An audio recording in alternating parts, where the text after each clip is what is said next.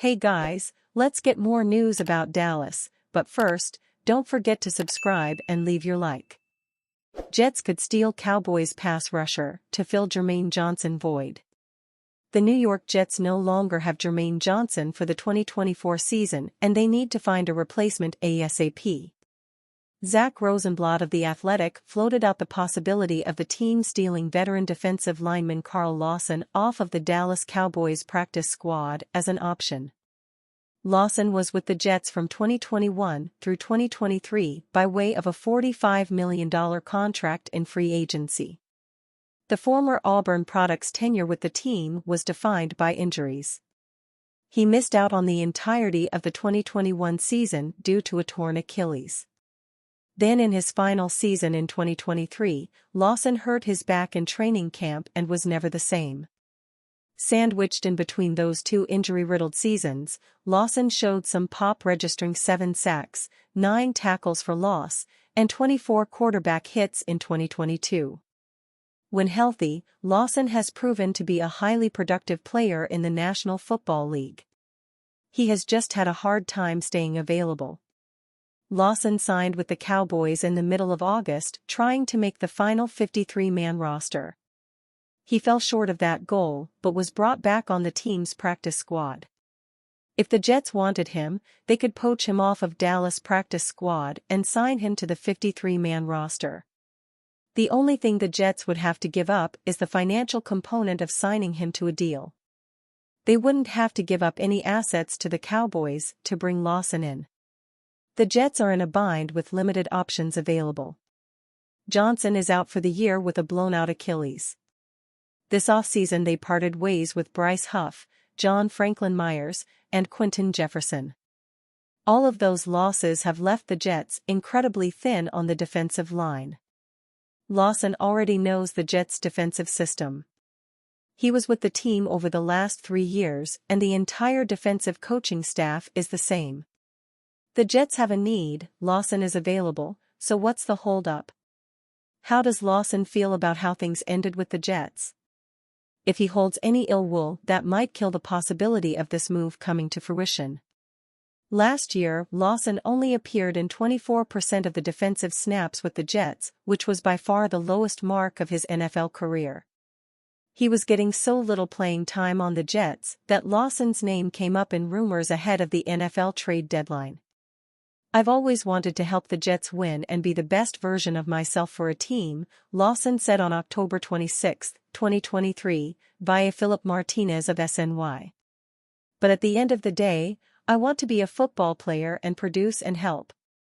I'm a football player, not a cheerleader. That's where my head's at. As long as I'm a Jet, I'm going to keep getting better and be the best version of Carl Lawson I can be. While Lawson had issues getting on the field in 2023, it doesn't look like he'd have any of those issues in 2024 with the Jets. The green and white have experienced an array of injuries and are looking for bodies to add to the D-line rotation.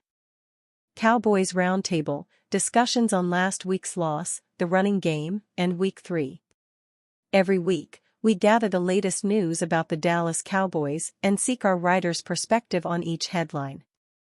Welcome back to the Roundtable. This week, we have David Howman, R.J. Ochoa, Brian Martin and Tom Ryle. On Sunday, we saw a monumental loss for the season home opener. The defense was extremely underwhelming and generated very little pressure up front while the secondary failed to contain anything.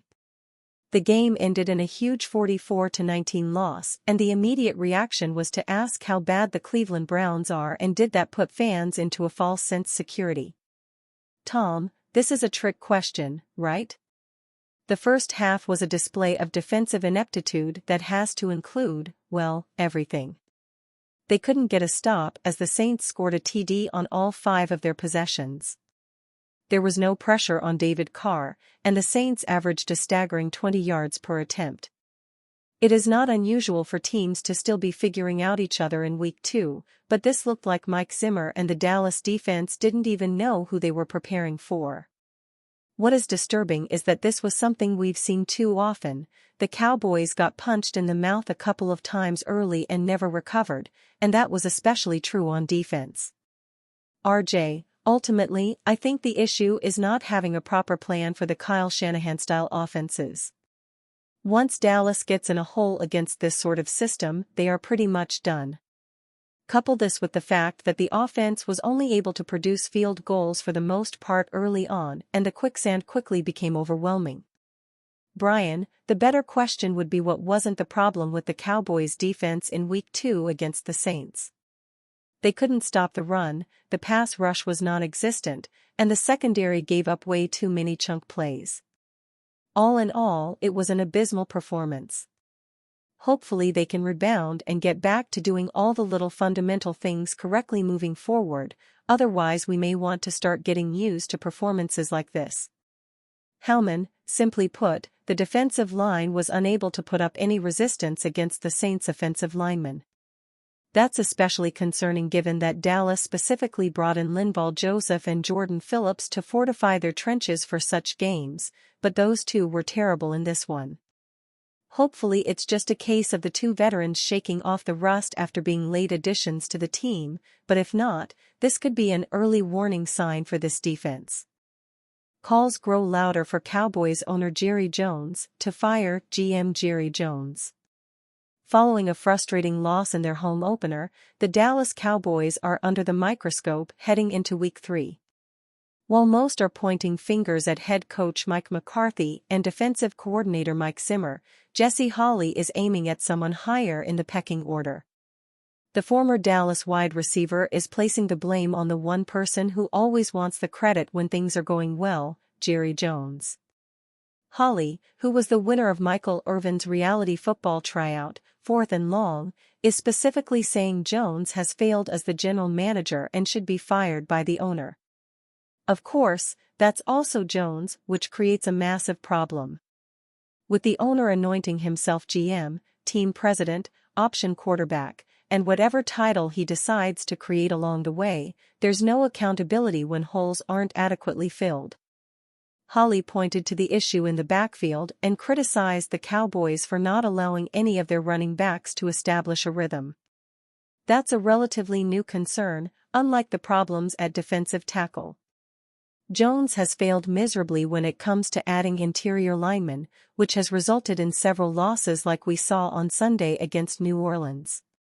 Dallas gave up 190 yards and 4 touchdowns on the ground in Week 2 as Clint Kubiak's wide zone ground game.